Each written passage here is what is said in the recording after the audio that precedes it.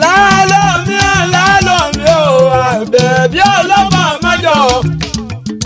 ọmọ abájú jórúkọ ìjà kan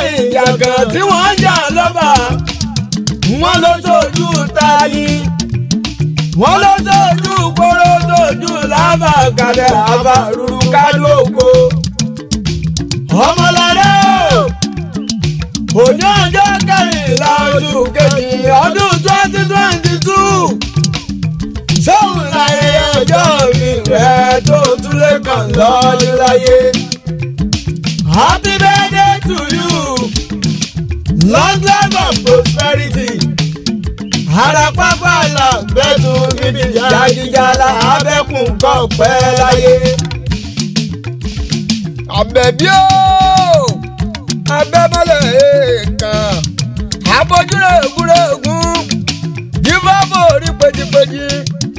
orí bọ́gbọ́rọ̀ ògùn orí bọ́gbọ̀n òrọ̀gbọ̀n òní àjà òbí rẹ̀ ẹni bá ní kò kún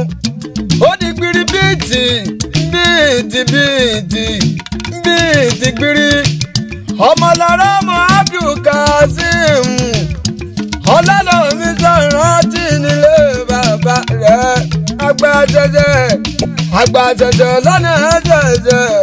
tí wọ́n ní kí bàbá yan bá jó lókun ọyọ lẹ́ẹ̀bá ń jó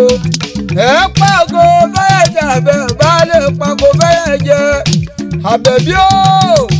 ọmọ olókùn tẹ̀mí ajé ìgbàdún ọdún kan mà ní kórìjọ pẹ́ fún àlàyé.